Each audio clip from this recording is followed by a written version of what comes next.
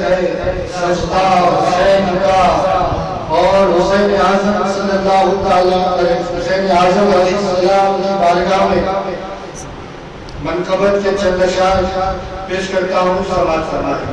اس سے پہلے حصول برکت کے لیے ایک مرتبہ اور درود شریف پڑھیں۔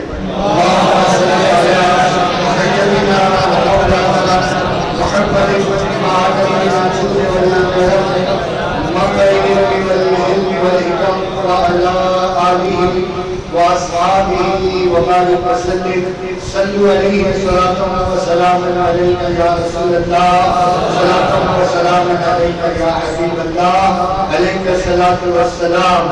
حسین جیسا شہید اعظم جہاں میں کوئی ہوا نہیں ہے، حسین جیسا شہید اعظم جہاں میں کوئی ہوا نہیں ہے، چھری کے نیچے گلا ہے لیکن کسی سے کوئی گلا نہیں ہے، پکارے عباس اے سکینہ، پکارے عباس اے سکینہ، میں پانی لاؤں گا خون پینا، کٹے ہے بازو چھدا ہے سینہ، ابھی مناصر کٹا نہیں ہے، ابھی مناصر کٹا نہیں ہے۔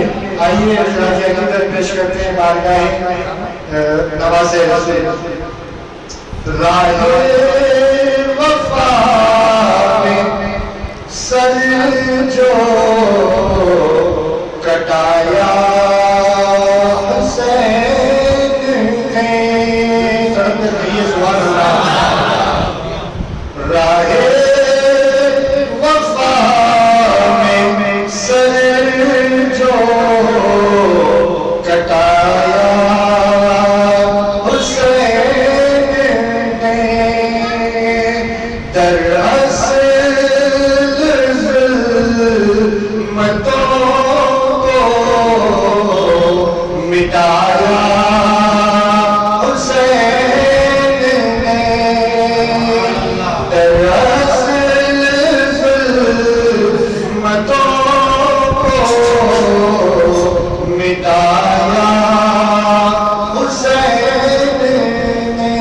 اور شیخ ملاحظہ فرمائے کہ ایک درس دے گئے وہ پسِ پردہ جہاد، ایک درس دے گئے وہ پسِ پردہ جہاد،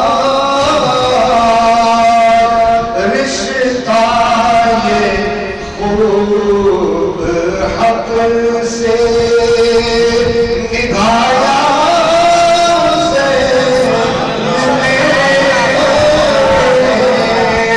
رشتہ یہ خوب حق سے نبھایا حسین نے، سرخم کیا ظلم و ضلالت کے روبرو، سرخم کیا ظلم و ضلالت کے روبرو، امت کو اس طرح سے، امت کو اس طرح سے بچایا حسین نے، امت کو اس طرح سے بچایا حسین نے۔ اور شعر ملاحظہ فرمائے اور اپنے ایمان کو تازہ کریں۔ دیکھ زمین دین کو نذرانے لہو، دیکھ زمین دین کو نذرانے لہو، نانا کی عظمتوں کو بڑھایا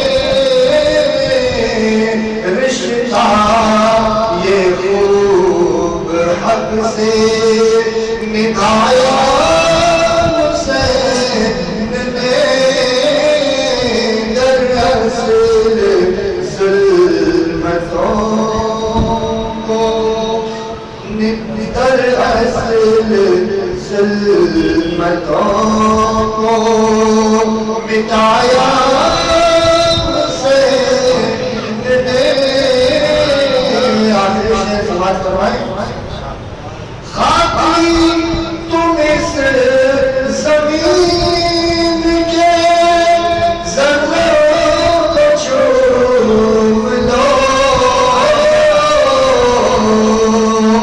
خاکی تم اس زمین کے ذروں کو چوم لو جس زمین پہ خون بہایا حسین نے جس زمین پہ خون بہایا حسین نے راہ وفا السلام علیکم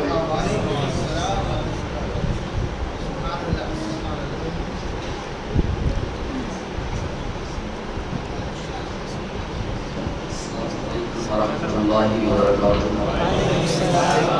نعت پاک سننے سے قبل پاک پڑھ لیجیے اللہ شفیعنا و مولانا محمد وسلم صلاۃ و سلام علیہ یا رسول اللہ صلی اللہ علیہ وسلم نعت پاک کے چند اشارات کو چرا ہو جانے کریں اس سے قبل ایک بار کہہ دیجیے سبحان اللہ دولت پسند ہے نہ خزینہ پسند ہے خزینہ پسند ہے بچر کر کے دیجیے سبحان اللہ دولت پسند ہے نہ خزینہ پسند ہے خزینہ پسند ہے دولت پسند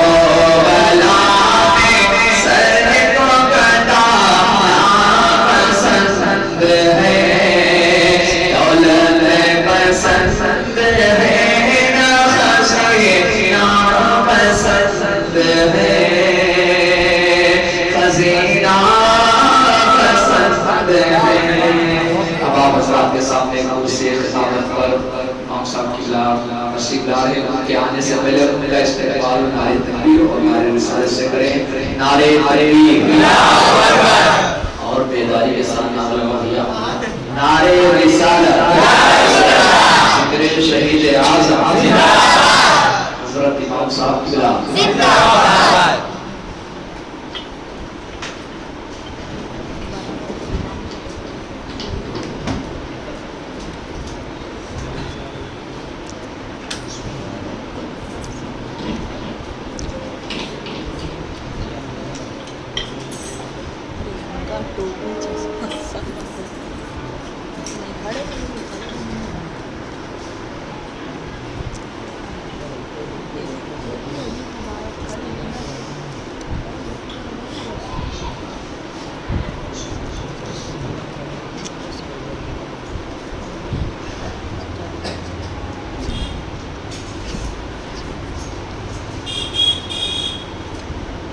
نحمده ونصلي على رسوله الكريم. الحمد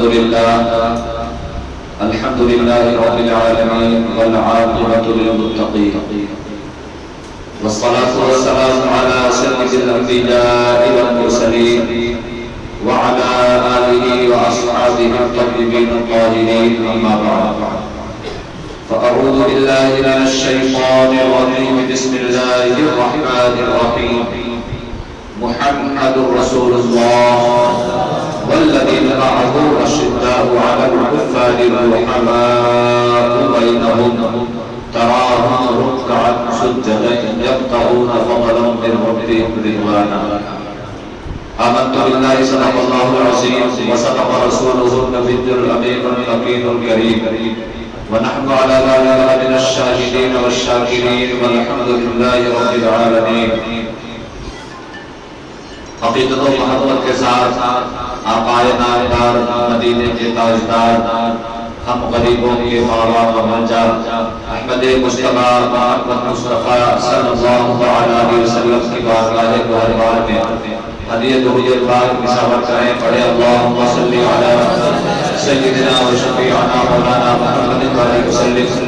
صلاۃ و سلام علیک یا رسول اللہ صلی اللہ علیہ وسلم. حضرات گرامی،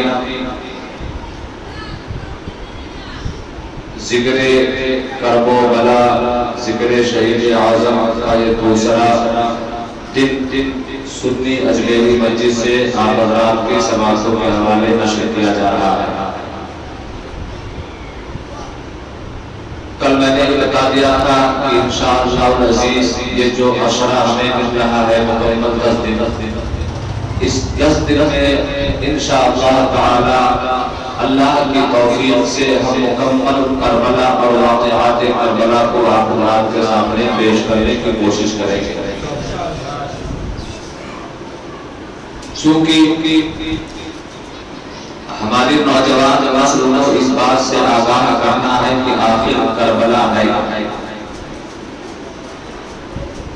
آج سوشل میڈیا کا دور ہے، یوٹیوب پر اور دیگر ذرائع کے ذریعے اہل بیت میں محبت کے نام پر خارجیت کو بڑھاوا دیا جا رہا ہے، رافضیت کو بڑھاوا دیا جا رہا ہے. میں آپ حضرات کو ایک نعرہ دے رہا ہوں، اسی مشن کے تحت چلتے رہیں کہ اپنی زندگی کا مقصد احترام صحابہ و محبت اہل بیت کے ساتھ ہی ہمیں زندگی اپنی گزارنی ہے انشاءاللہ. آج بھی میں اسی کڑی کو آگے بڑھانے کی کوشش کروں گا. اس سے قبل آئیے نعت رسول اکرم صلی اللہ علیہ وسلم کے چند شعر مراجعہ کریں، محبت کے ساتھ درود پاک پڑھیں. اللہم صلی علی سیدنا و شفیعنا مولانا محمد صلی اللہ علیہ وسلم یا رسول اللہ صلی اللہ علیہ وسلم. محبت کے ساتھ کہیں یا رسول اللہ. دلوں سے درد کے کانٹے نکال دیتا ہے، دلوں سے درد کے کانٹے نکال دیتا ہے، دلوں سے درد کے کانٹے نکال دیتا ہے. نبی کا ذکر مصیبت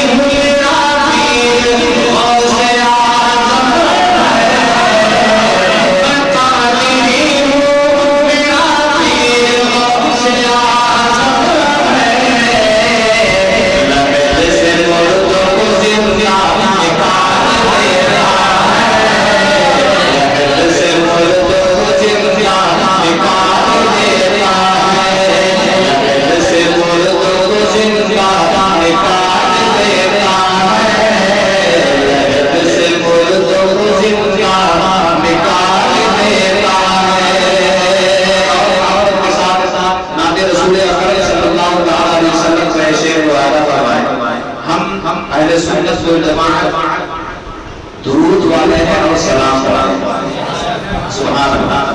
شیر پائے کہ لبوں پہ جس کے درود و سلام آئے گا، لبوں پہ جس کے درود و سلام آئے گا، اسی کے واسطے کوثر کا جام آئے گا، لبوں پہ جس کے درود و سلام آئے گا، اسی کے واسطے کوثر کا جام آئے گا. بہت سنبھال کے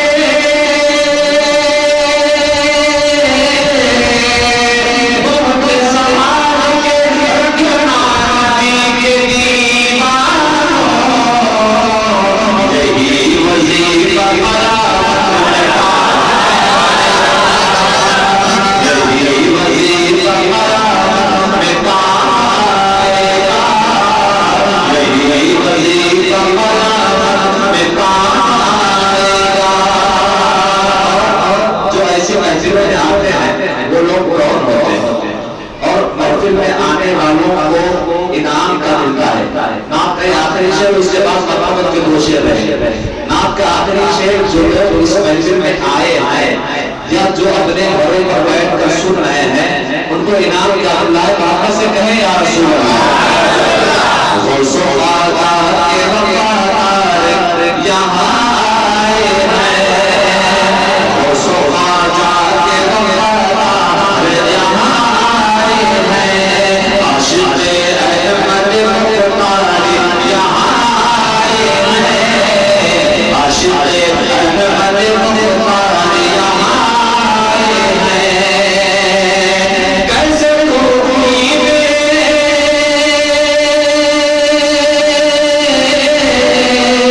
کیسے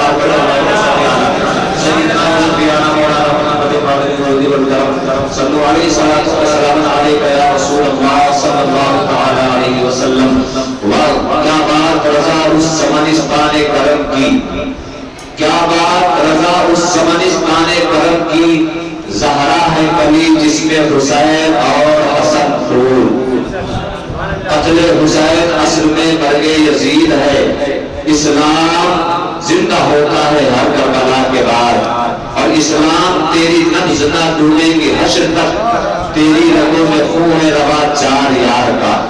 حضرات گرامی، کل سے ہی کربلا کا مکمل بیان پڑھا جانا شروع کر دیا گیا ہے، اور اس نیت اور اس امید کے ساتھ کہ آج پوری دنیا میں محبت اہل بیت اور علی کی محبت کے نام پر روافضیت کو بڑھاوا دیا جا رہا ہے۔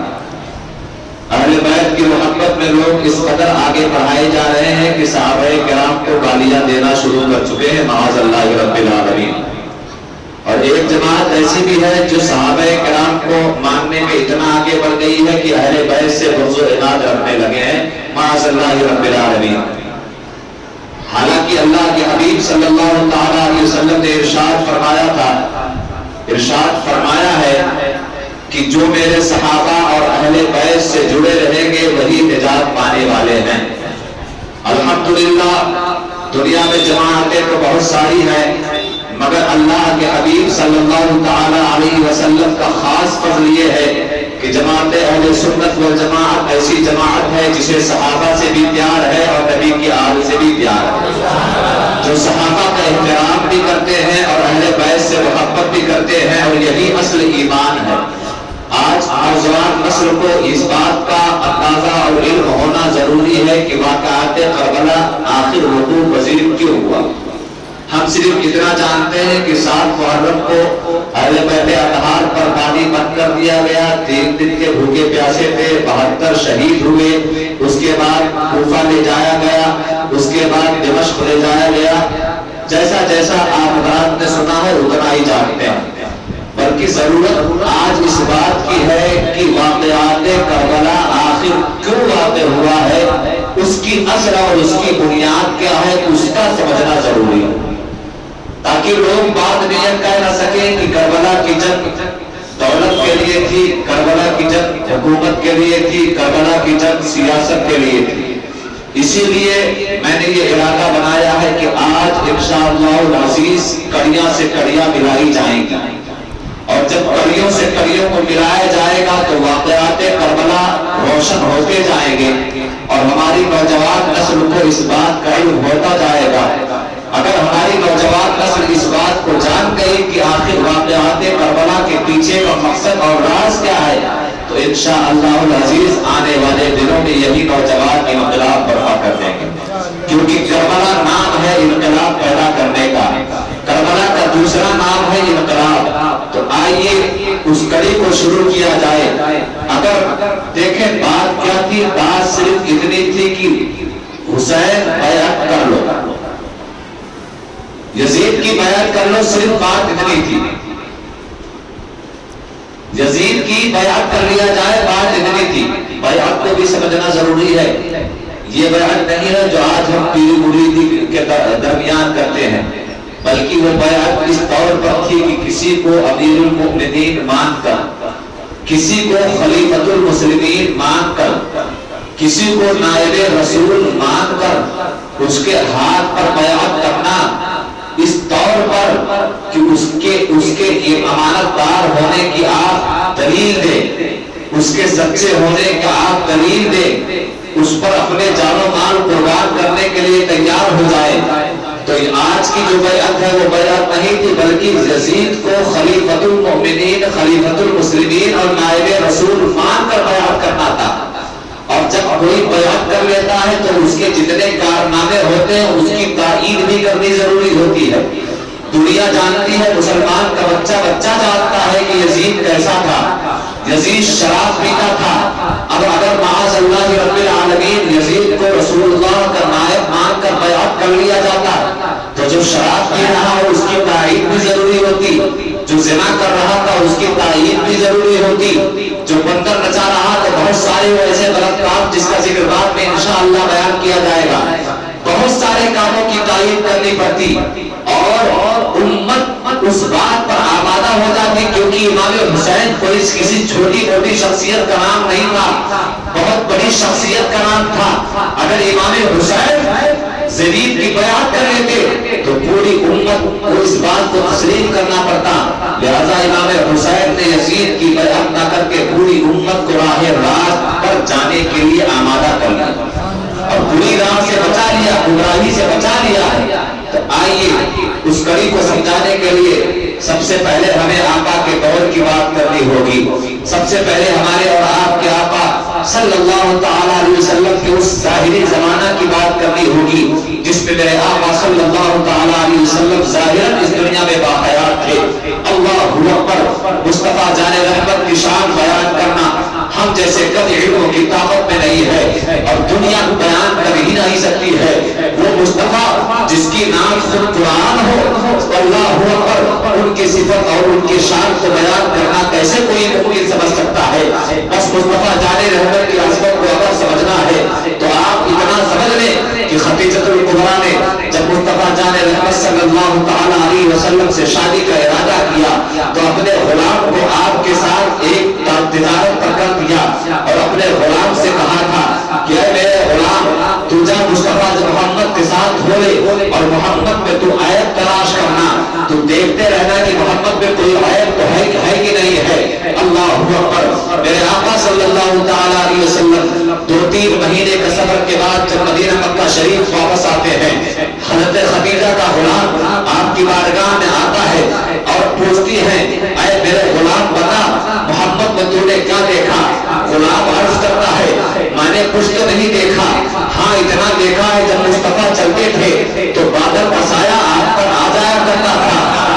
خدیجہ عرض کرتی ہے اے میرے غلام خوبیاں تو میں نے بہت دیکھی ہے، آئے پتا آئے۔ غلام کہتا ہے جب مصطفیٰ کسی درخت کے سائے میں بیٹھتے تھے اور اگر درخت کا سایہ وہاں نہیں ہوتا تھا تو درخت اپنی ٹہنیوں کو جھکا دیتا تھا۔ خدیجہ کہتی ہے اے میرے غلام آئے پتا آئے۔ وہ کہتے ہیں کہ جب مصطفیٰ جان رحمت محمد راستے میں چلا کرتے تھے تو پتھر بھی آپ کے سلام پیش کیا کرتے تھے۔ خدیجہ کہتی ہے آئے پتا آئے، میں نے تجھے آئے بتانے کے لیے بھیجا تھا۔ غلام کہتا ہے جب میں راستے میں چلا کرتا تھا تو جانور بھی آپ کو سجدہ کیا کرتے تھے، بھیڑیں بھی آپ کو سجدہ کیا کرتے تھے۔ حضرت خدیجہ کہتی ہے ارے غلام نے میرا نمک کھایا ہے، میں نے تجھے آئے چوری ڈھونڈنے کے لیے بھیجا تھا، تو یہاں مصطفیٰ کی محمد کی حقیقت بیان کر رہا ہے۔ غلام کہتا ہے خدا کی قسم، قسم ہے اس ذات کی جس کے قبضے قدرت میں مجھ غلام کی جان ہے، خدا کی قسم میں نے محمد میں کوئی عیب دیکھا ہی نہیں ہے۔ اللہ نے محمد کو بے عیب پیدا فرمایا۔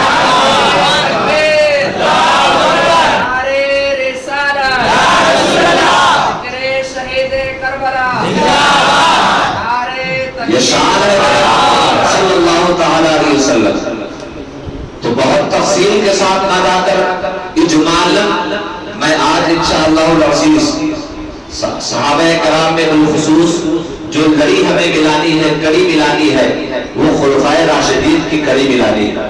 تو آج انشاءاللہ اس مجلس میں خلفائے راشدین، خلفائے اربعہ، ان کے وصال، ان کی شہادت کا تذکرہ کیا جائے گا اور ان کے واقعات کو اہل بیت کی محبت کے ساتھ بیان کیا جائے گا۔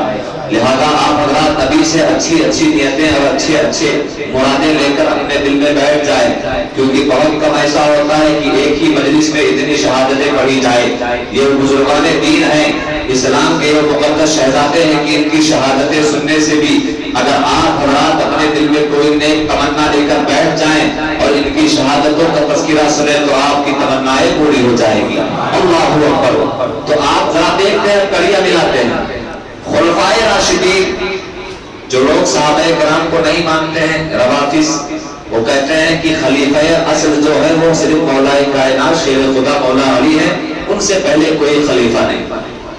خلفائے راشدین پر ہم اہل سنت والجماعت کا بالاجماع ایمان ہے اور عقیدہ ہے کہ پہلے خلیفہ حضرت ابو بکر صدیق رضی اللہ تعالیٰ عنہ ہے، دوسرے خلیفہ حضرت عمر بن خطاب رضی اللہ تعالیٰ عنہ ہے، تیسرے خلیفہ حضرت عثمان غنی رضی اللہ تعالیٰ عنہ ہے، چوتھے خلیفہ مولا کائنات شیر خدا مولا علی کرم اللہ تعالیٰ وجہہ الکریم ہے۔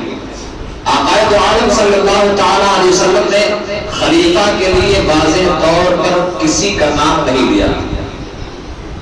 خلافت کے لیے آقا نے کسی کو نامزد نہیں کیا تھا اپنے ظاہری حیات میں، لہذا اس کے باوجود اشارے ملتے رہے. اشارے اس بات پر دلیل ہے کہ آقا نے اگرچہ نام نہیں لیا ہے، اور یہ اہل سنت والجماعت کا اجماع ہے اس بات پر کہ آقا نے اپنی ظاہری زندگی میں کسی کو نام کے ساتھ خلیفہ مقرر نہیں کیا. یہ ہمارا عقیدہ ہے، لیکن اشارے ملتے رہے. چنانچہ دیکھیں جب ہمارے اور آپ کے آقا مرض وصال میں مبتلا ہوئے تو اس وقت جب میرے آقا صلی اللہ تعالی علیہ وسلم کو اتنی تکلیف تھی کہ آپ کا اٹھنا محال تھا، آپ شدت مرض سے اٹھ نہیں پا رہے تھے، اس وقت میرے آقا نے فرمایا تھا ابو بکر کو مصلی امامت پر کھڑا کر دیا جائے. حالانکہ یہ کوئی بات اتفاقاً بات نہیں تھی کہ اتفاقی طور پر کھڑے ہو گئے. جب میرے آقا نے فرمایا تھا کہ ابو بکر کو مصلی امامت پر کھڑا کر دیا جائے تو ام المؤمنین حضرت عائشہ صدیقہ رضی اللہ تعالی عنہا نے فرمایا تھا حضور میرے والد بہت رقیق القلب ہے، بہت نرم دل ہے، آپ انہیں مصلی امامت پر مت کھڑا کریں. پھر بھی میرے آقا نے فرمایا نہیں، ابو بکر کو ہی مصلی امامت پر کھڑا کر دیا جائے. یہ اشارہ ہے اس بات کی طرف کہ حضور کے بعد کوئی خلیفہ ہوگا تو وہ ابو بکر صدیق ہوگی. لہذا حضور صلی اللہ تعالی علیہ وسلم کے مرض وصال کے وقت تقریباً 16 وقت کی نمازیں حضرت ابو بکر صدیق نے پڑھائی. اور ایک اشارہ اس بات کی طرف اور ہے، اسی درمیان جب آپ نماز پڑھا رہے تھے تو ایک نماز کے وقت آپ کو تاخیر ہوئی تو حضرت عمر فاروق اعظم کو آگے کر دیا گیا امامت کے لیے. چونکہ حضرت عمر بن خطاب امیر المؤمنین کی آواز بہت سخت اور بہت گرم تھی، لہذا حضرت ابوبکر صدیق رضی اللہ تعالیٰ عنہ کو آنے میں کچھ تاخیر ہوئی تو لوگوں نے حضرت عمر بن خطاب کو آگے کر دیا امامت کے لیے. اور جب حضرت عمر رضی اللہ تعالیٰ عنہ مصلی امامت پر کھڑے ہوئے تو آپ نے کہا تھا کہ اپنے صفوں کو درست کر لو. جس وقت آپ نے یہ الفاظ کہے حضور تاجدار مدینہ صلی اللہ تعالیٰ علیہ وسلم نے کہا یہ کس کی آواز ہے؟ یہ ابو بکر کی آواز نہیں ہے. لوگوں نے اس سے پوچھا، لوگوں سے پوچھا تو لوگوں نے عرض کیا حضور یہ عمر بن خطاب ہے، خدا کی قسم حضرت ابو بکر صدیق کی عظمت پر قربان جائیں. اس وقت میرے آقا کا جملہ تھا اے لوگوں جس قوم میں ابو بکر موجود ہو اللہ اور اس کا رسول یہ پسند نہیں فرماتا ہے کہ ابو بکر کے سوا کوئی دوسرا مصلی امام ہے. اللہ اور اس کا رسول یہ ہرگز پسند نہیں فرماتا ہے کہ جس قوم میں ابو بکر موجود ہو اس میں ابو بکر کے علاوہ کوئی دوسرا مصلی امامت پر جائے. لہذا حضرت عمر بن خطاب کو حضور نے واپس بلوایا اور حضرت ابو بکر نے ہی امامت کی. لہذا یہ بات اشارہ تھا اس عمل کی جانب کہ اگر حضور کے بعد کوئی خلیفہ بنے گا تو وہ کون بنے گا؟ حضرت ابو بکر صدیق رضی اللہ تعالیٰ عنہ. حالانکہ زبان سے آپ نے کبھی کسی کا نام نہ لیا. میرے آقا صلی اللہ تعالیٰ علیہ وسلم کا آخر وقت آتا ہے کہ اس دنیا سے آپ کا وصال ہوتا ہے، آپ اس دنیا سے پردہ فرماتے ہیں. اللہ اکبر. وصال مصطفیٰ کا غم صحابہ کرام پر کیسا رہا ہوگا وہ آپ حضرات اس کو بخوبی جانتے اور سمجھتے ہیں. حضرت انس بن مالک رضی اللہ تعالیٰ عنہ فرماتے ہیں پورے مدینے میں کوہرام مچا ہوا تھا، صحابہ کرام غش کھا کر بے ہوش ہو رہے تھے.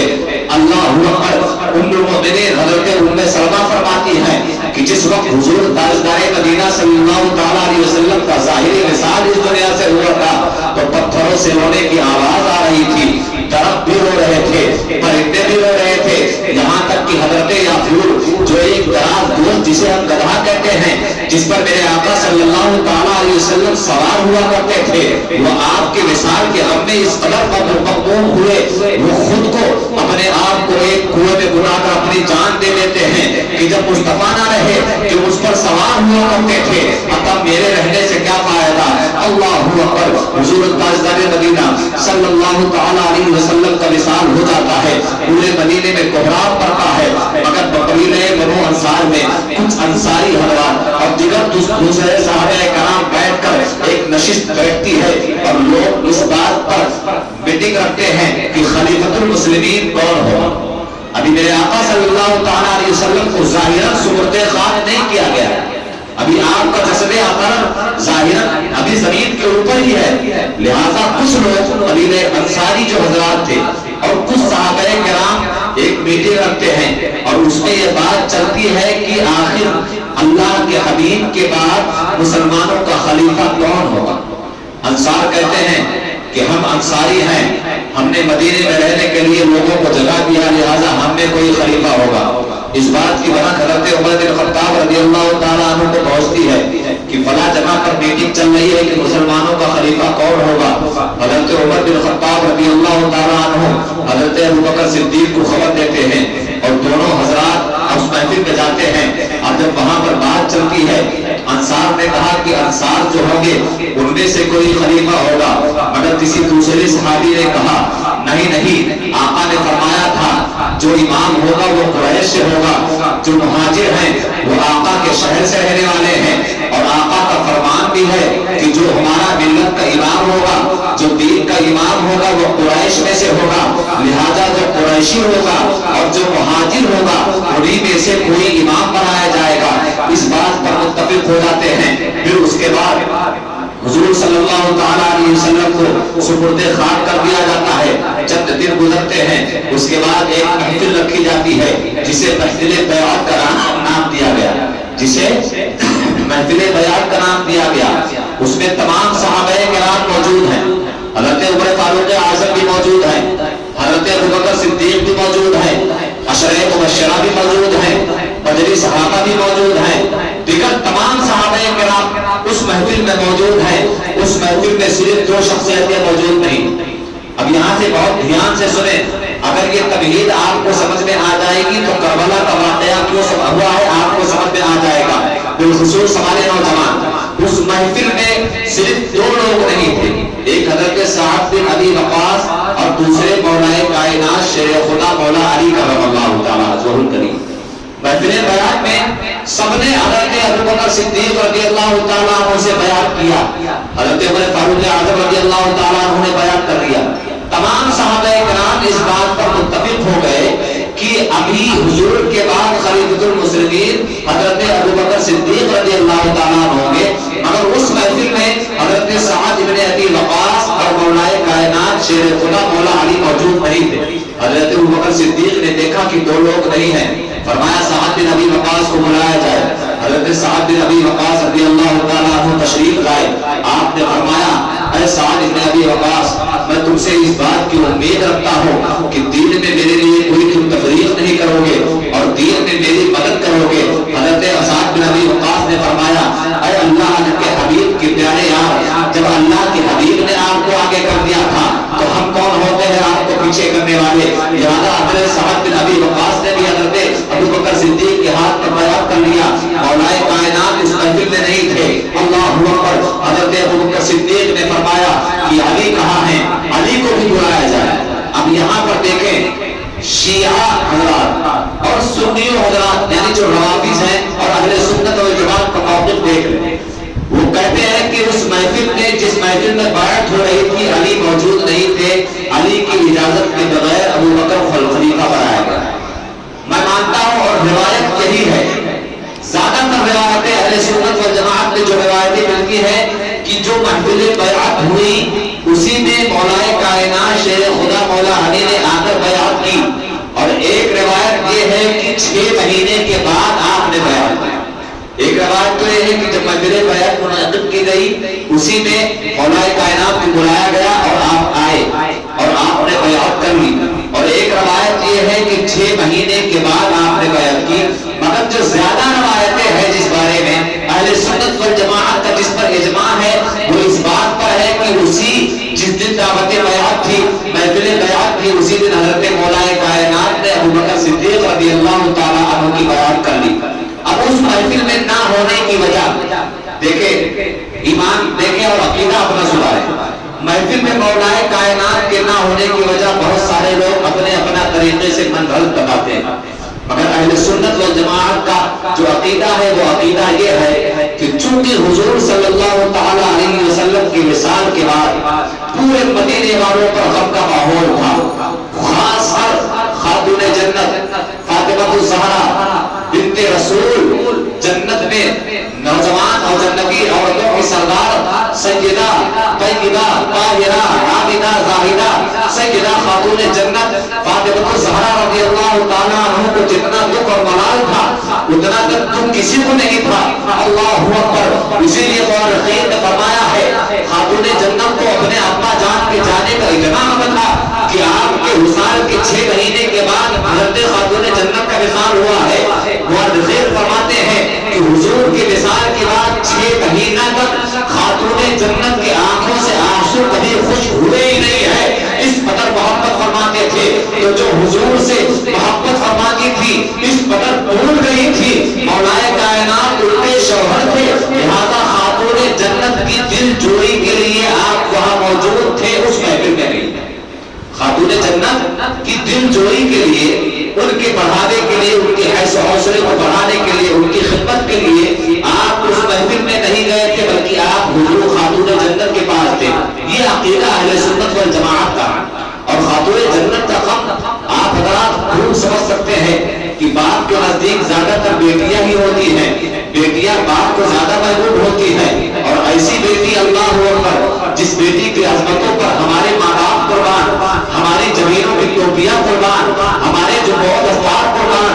حضور صلی اللہ تعالیٰ علیہ وسلم خاتون جنت رضی اللہ تعالیٰ عنہا سے اتنی محبت فرمایا کرتے تھے کہ آپ جب بھی خاتون جنت حضور کے پاس آیا کرتے تھے تو حضور کھڑے ہو جایا کرتے تھے. حضور خود کھڑے ہو جاتے تھے. اور حضرت عائشہ صدیقہ رضی اللہ تعالیٰ عنہا فرماتی ہے کہ جب حضور مرض وصال میں مبتلا تھے تو آپ کے بدن کے اندر اتنی طاقت نہیں تھی کہ آپ اپنے بدن کو ہلا سکے.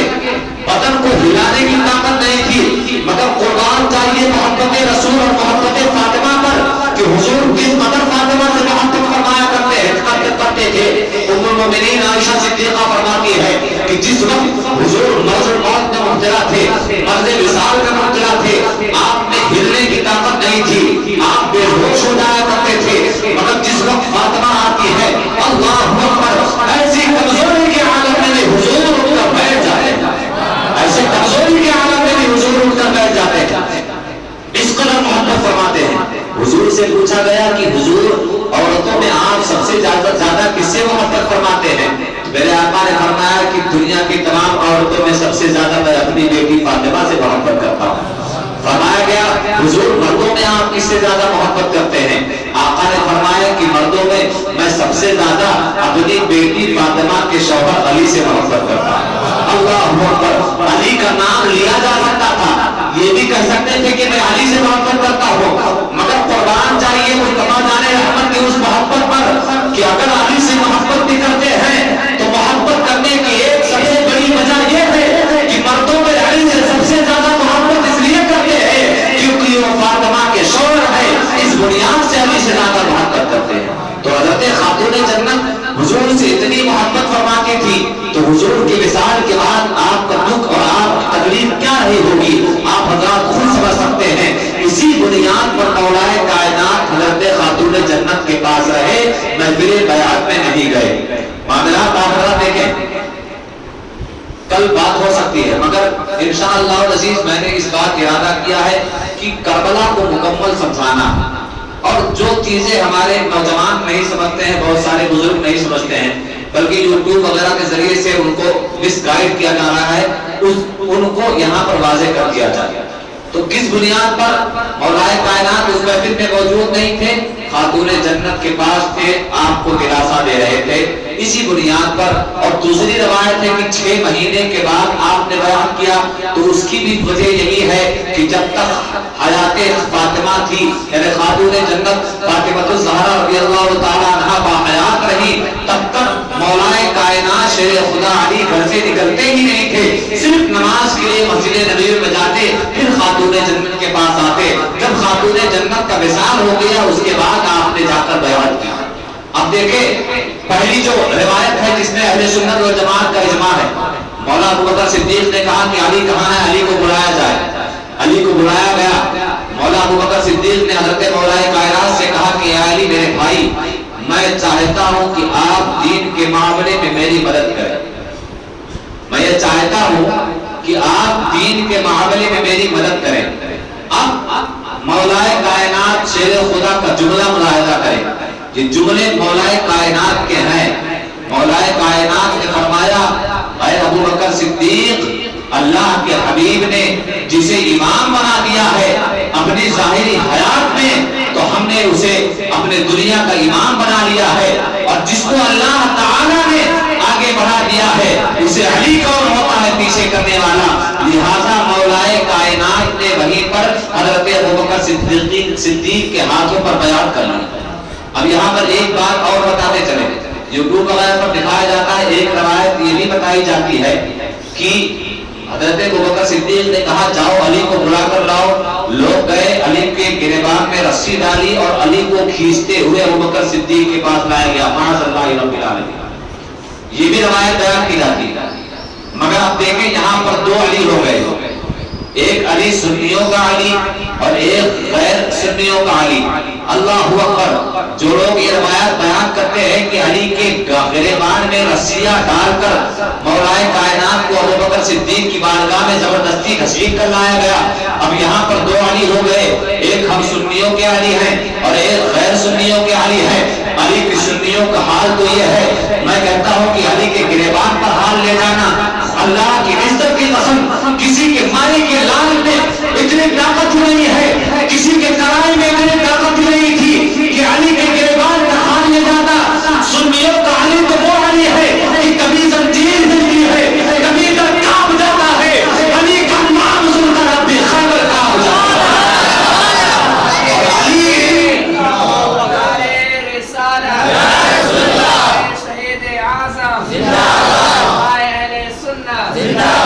یہ حضرت علی کی شان ہے، ہم سنیوں کے علی کے شان ہے. اور جو لوگ روایات کرتے ہیں وہ تمہارے علی اور ہوں گے. ہمارا علی تو وہ علی ہے کہ جس نے اپنے دوسرے ہاتھ سے خیبر کے دروازے کو اٹھا کر دوسری طرف پھینک دیا. اب اس دروازے کو 40 لوگ مل کر اٹھا رہے ہیں. خدا کی قسم ہم سنیوں کا یہ عقیدہ ہے کہ علی کو طاقت کی بنیاد پر کوئی سر کر ہی نہیں سکتا. علی کو طاقت کی بنیاد پر کوئی سر کر ہی نہیں سکتا تھا. ارے جب حسین ابن علی کو طاقت کی بنیاد پر سر نہیں کر سکے تو وہ حسین ابن علی کے باپ ہیں. جب بیٹے کا یہ عالم ہے تو باپ کا عالم کیا ہوگا. لہذا اسی روایتوں سے بچے. اور میں آپ حضرات کو یہاں ایک سبق اور دینا چاہتا ہوں کہ آپ سوشل میڈیا پر کسی بھی کا بیان نہ سنا کریں. بزرگوں نے فرمایا ہے کہ جس سے آپ دین لیتے ہو سب سے پہلے اس کا عقیدہ جانچ لیا جائے.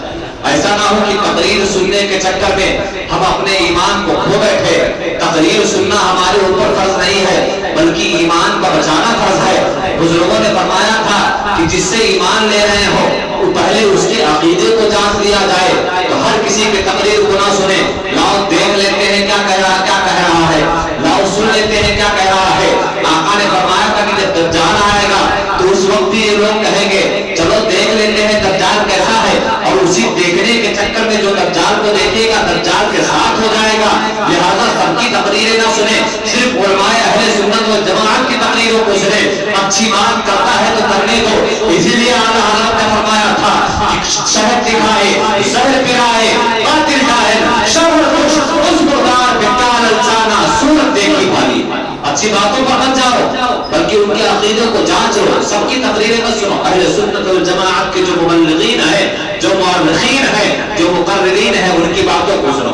اور یہ روایات دیکھیں بھی یوٹیوب پر ایک بات اور چل رہی ویڈیو دکھایا جاتا ہے کہ یہ روایت بھی لکھی گئی ہے کہ کربلا میں جس وقت امام حسین میدان کربلا میں جنگ کرنے کے لیے جا رہے تھے تو اس وقت آپ نے غسل بھی فرمایا. اس وقت آپ نے غسل بھی فرمایا اور باقاعدہ کتاب کا حوالہ پیش کیا جاتا ہے. میں کہتا ہوں کہ ایک روایت کسی نے اگر کتاب میں لکھ دی ہے تو آپ ذرا دیکھیں یہ طریقہ یہ نہیں ہے کہ ایک روایت ہی آ جائے تو اسے مان لیا جائے بلکہ ایک قول کی بہت ساری روایتیں ہوتی ہیں. دیکھا یہ جاتا ہے کہ کثرت کس کے ساتھ ہے. ایک ہی راوی کے کہنے پر کوئی عمل نہیں کرے گا بلکہ کثرت اجماع کس کا ہے. اللہ اکبر. ایک روایت کسی نے بیان کر دیا کہ کربلا میں امام حسین غسل کر کے لے کر گئے تھے بلا وجہ پیاسے ہیں بیان کیا جاتا ہے.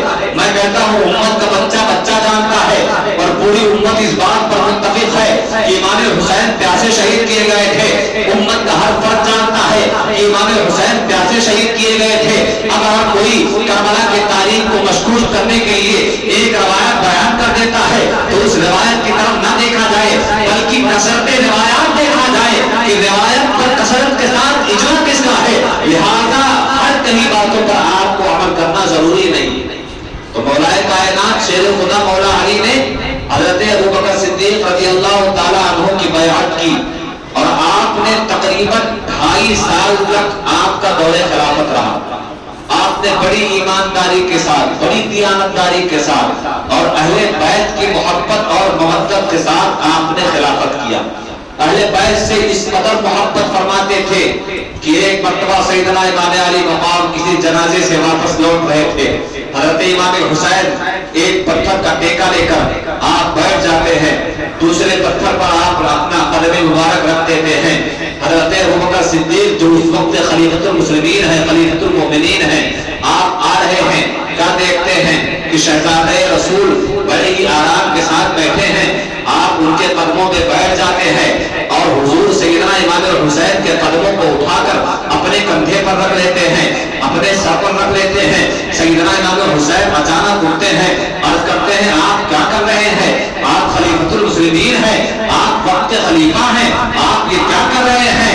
مولا ابوبکر صدیق نے فرمایا تھا حسین شہزادے میں اپنی طرف سے کچھ نہیں کر رہا ہوں بلکہ میں نے ایسا کرتے ہوئے آقا کو دیکھا تھا، آقا نے آپ کو اس نام سے مارا ہے، کبھی آپ کو گردن پر بٹھایا ہے، کبھی آپ کو اپنی پشت پر بٹھایا تھا، اٹھایا ہے۔ جس تک حسین کو اللہ کے حبیب نے اٹھا لیا ہے تو میں اس اللہ کے حبیب کا نائب ہوں جو ایمان کرتا ہے، نائب بھی نہیں کرتا ہے، لہذا میں بھی آپ کے قدموں کو اپنے سر پر رکھ رہا ہوں۔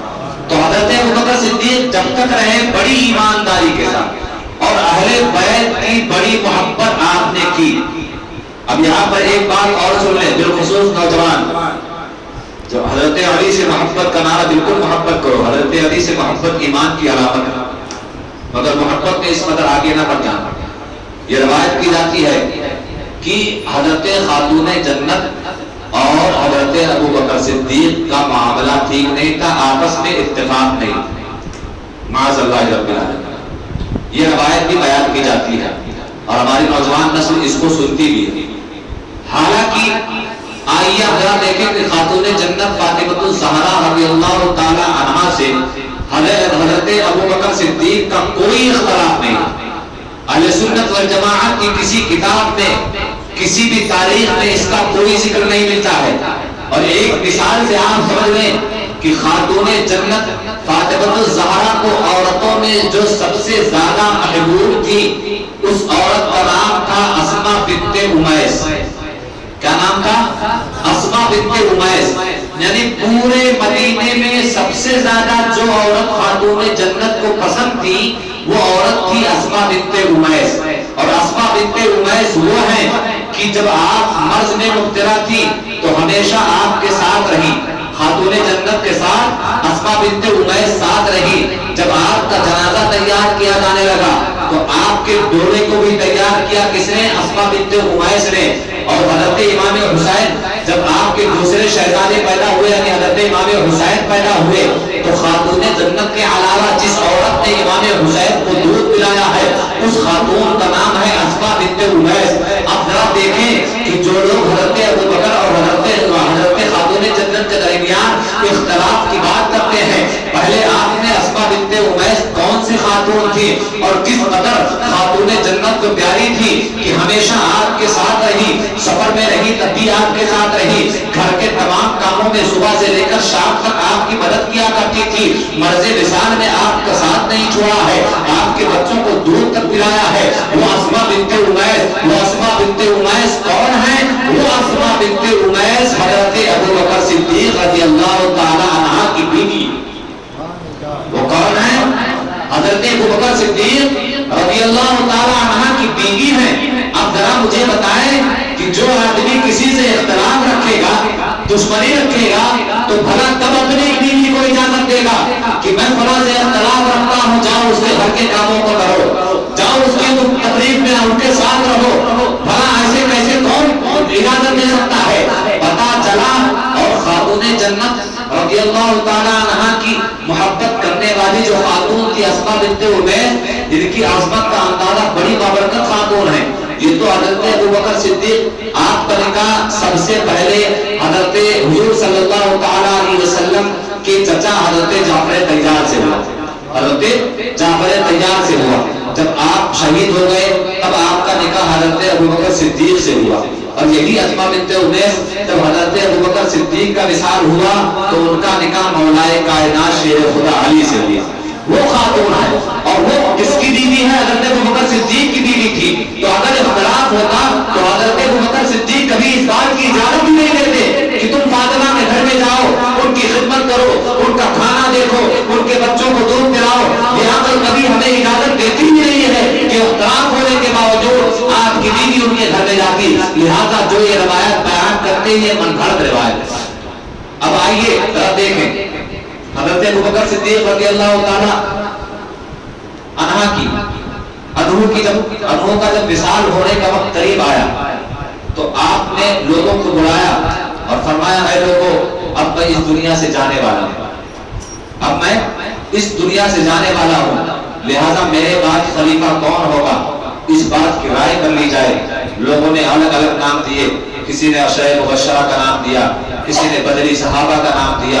حضرت ابوبکر صدیق نے فرمایا اے لوگوں، میری رائے ہے اور میرے بعد جو سب سے بہتر ہے، میرے بعد جو سب سے مناسب ہے وہ عمر بن خطاب ہے، وہ عمر بن خطاب ہے. لوگوں نے کہا حضور عمر بن خطاب بہت سخت ہیں، بہت کڑک ہیں، اس کے باوجود بھی آپ نے کہا نہیں، میرے بعد اگر کوئی مناسب ہے تو عمر بن خطاب ہے. لہذا آپ نے وصیت بھی کر دی کہ میرے بعد جو خلیفہ ہوں گے وہ حضرت عمر بن خطاب رضی اللہ تعالیٰ عنہ خلیفہ ہوں گے. حضرت ابوبکر رضی اللہ تعالیٰ عنہ کا وصال ہو جاتا ہے. اس کے بعد خلیفہ مقرر ہوتے ہیں حضرت عمر بن خطاب رضی اللہ تعالیٰ عنہ.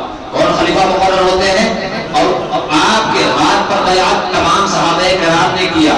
مولائے کائنات نے بھی آپ کے ہاتھ پر بیعت کیا، عشرہ مبشرہ نے بھی آپ کے ہاتھ پر بیعت کیا، سب نے بیعت کر لیا. حضرت عمر فاروق اعظم کا دور خلافت تقریباً 10 سال 6 مہینہ کا رہا. اس دور میں آپ نے اسلام کی بڑی خدمت کی، اسلام کی بہت خدمت کی، اسلام کو خوب فروغ دیا. اسلام کے 3 بڑے بڑے اعظموں پر آپ نے حکومت پھیلا دی تھی.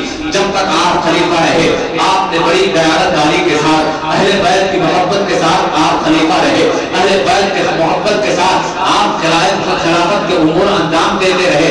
میں ہر بات پر اہل بیت کی محبت اس بات کے لیے لا رہا ہوں. ابو بکر کے معاملے میں بھی اہل بیت کی محبت کو لایا. جہاں پر بھی اہل بیت کی محبت پر اس بات پر زور دے رہا ہوں کہ سارا معاملہ آپ کو کربلا تک لے جانا ہے اور کلیاں جوڑنی ہے. جو صحابی ہوگا وہ نبی کے آل سے کبھی بغض و عناد نہیں رکھے گا، اور جو اہل بیت ہیں وہ اللہ کے کسی صحابی سے بھی بغض و عناد نہیں رکھے گا. اس لیے کہ اللہ کے حبیب نے فرمایا تھا اے علی تم وہ ہو جو جسے جہنم کا جنت اور جہنم کا ٹکٹ تمہارے ہاتھ سے بانٹا جائے گا.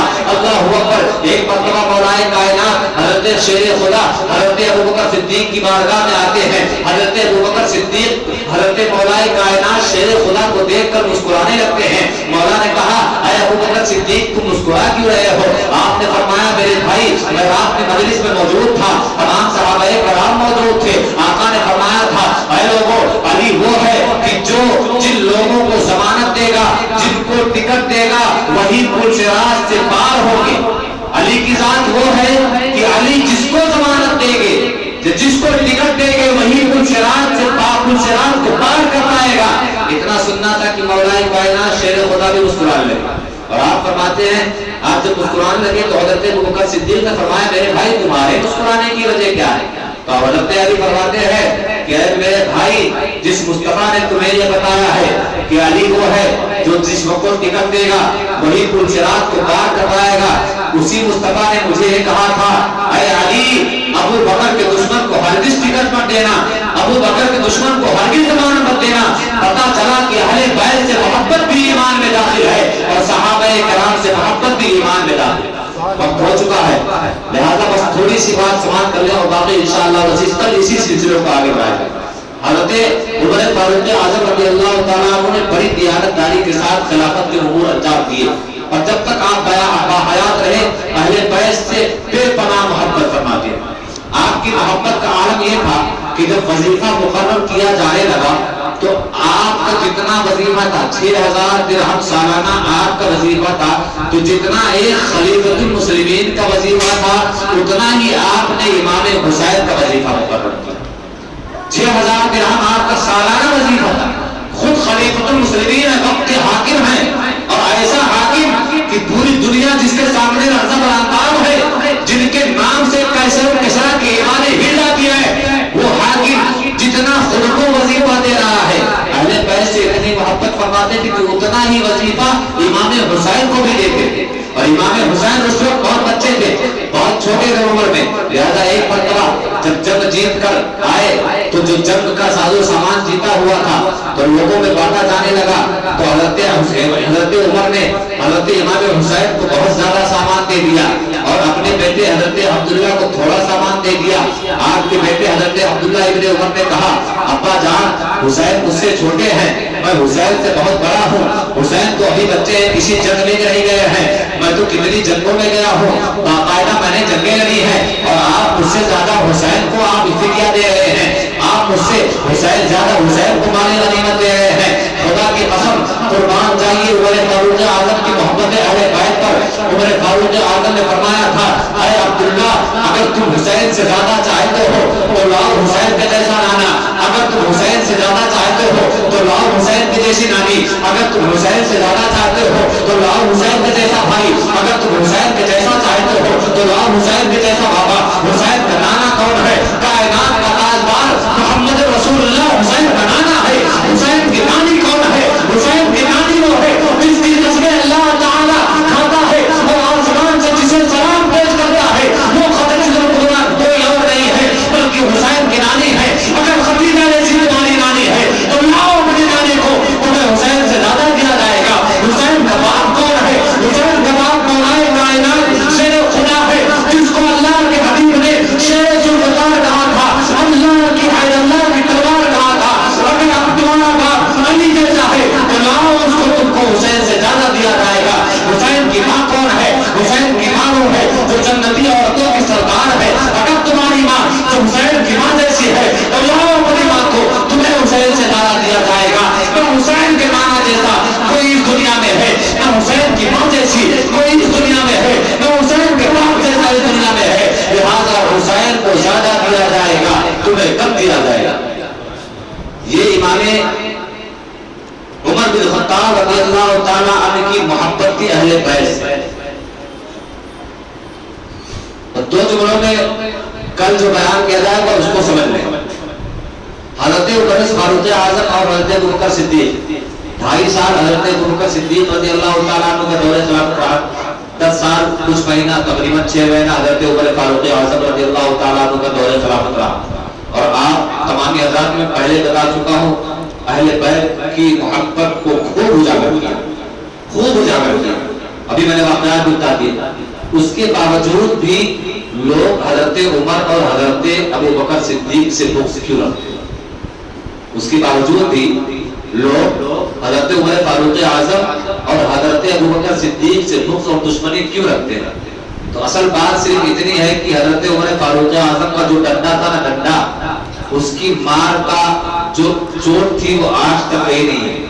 اصل وجہ یہ تھی کہ آپ کے دور حکومت میں 3 بڑی بر اعظموں کو فتح کیا تھا، اس میں ایران بھی، اور جب ایران کو آپ نے فتح کر لیا تو جتنے ایرانی تھے اس میں اکثر جو لوگ مسلمان ہو گئے سچے طور پر، اور ان میں کچھ ایسے تھے، بعض ایرانی ایسے تھے جو صرف دکھانے کے لیے مسلمان ہو گئے، بلکہ ان کے دل میں بغض و عناد تھا کہ انہوں نے ہمارے ملک کو چھینا ہے اور یہ سپر پاور ہے، ہم ان کا کچھ نہیں کر سکتے ہیں، لہذا دکھانے کے لیے مسلمان بن کر انہیں میں شامل ہو جاتے ہیں اور بعد میں ان سے بدلہ لیا جائے گا۔ اور حضرت نے فرمایا ہے کہ حضرت عمر فاروق اعظم کو جس شخص نے زہر دیا تھا وہ بھی ایرانی تھا، تو لہذا عمر فاروق اعظم سے ایرانی اور ایران سے ہی نکلا ہے شیعہ نکلی ہے، یہ آپ سمجھ لیں۔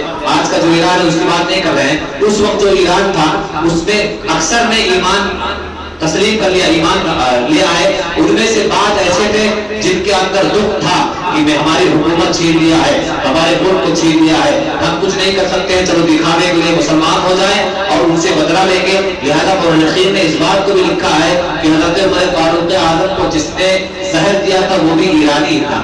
اسی بنیاد پر لوگ حضرت عمر فاروق اعظم سے چلتے ہیں۔ تو آخر چلیے ٹھیک ہے، حضرت عمر فاروق اعظم نے فتح کیا تھا، ابو بکر صدیق سے کیوں چلا جاتا ہے؟ تو لہذا حضرت ابو بکر صدیق ہی تو ہیں جنہوں نے خلافت کے لیے حضرت عمر فاروق کا نام زد کیا تھا۔ لہذا اسی بنیاد پر لوگ حضرت عمر فاروق اعظم اور ابو بکر صدیق سے ڈرتے ہیں، حالانکہ ایسا نہیں ہے۔ آج کے بیان میں نے آپ کو خلیفۃ المؤمنین حضرت ابو بکر صدیق کی حالات اہل بیت کی محبت کے ساتھ بتایا ہے، اور حضرت عمر فاروق اعظم کی حالات زندگی اہل بیت کی محبت کے ساتھ بتایا ہے۔ یہ اس بات پر دلالت ہے کہ یہ دونوں حضرات اہل بیت کے باغی نہیں تھے، خود مولا کائنات نے ان کی بیعت کی تھی، اور مولا کائنات جب ان کی دور حکومت رہی ان دونوں کی، آپ ہمیشہ مشیر خاص بن کر ان کے ساتھ رہے۔ جب بھی کوئی ایسی بات ہوئی تو آپ آگے بڑھ کر ان کی مدد کی۔ اسی لیے ایک موقع پر ایک مسئلہ پیش آ گیا تھا، حضرت عمر فاروق اعظم اس مسئلے سے نکل نہیں پا رہے تھے، مولا کائنات شیر خدا نے اس مسئلے کا حل نکالا تھا۔ تو مولا عمر فاروق اعظم نے کہا تھا لولا علی لہلک عمر، اگر علی نہ ہوتے تو عمر ہلاک ہو جاتا، اگر علی نہ ہوتے تو عمر ہلاک ہو جاتا۔ اب انشاءاللہ العزیز آج ارادہ تھا کہ چاروں خلیفہ کی رسالت اور شہادت کو بیان کیا جائے گا، مگر وقت اس بات کی اجازت نہیں دے رہا ہے۔ انشاءاللہ العزیز کل حضرت عثمان غنی، پھر مولا کائنات، پھر کڑیاں جوڑی جائیں گی انشاءاللہ العزیز۔ آپ کو کربلا کو مکمل سمجھنا ہے کہ کربلا آخر واقع کیوں ہوا، انشاءاللہ سمجھیں گے نا؟ اگر کربلا کو سمجھنا ہے، بالخصوص میں اپنے نوجوانوں کو گزارش کروں گا وہ روزانہ اس مجلس میں آئے، اور جو لوگ سن رہے ہیں گھروں پر بیٹھ کر بھی بڑے ہی ادب و احترام کے ساتھ دھیان سے ہماری اس بات کو سنیں، انشاءاللہ العزیز پورے واقعات کربلا کی اصل آپ کو سمجھ میں آ جائے گی۔ وآخر دعوانا الحمدللہ رب العالمین۔ السلام علیکم ورحمۃ اللہ وبرکاتہ۔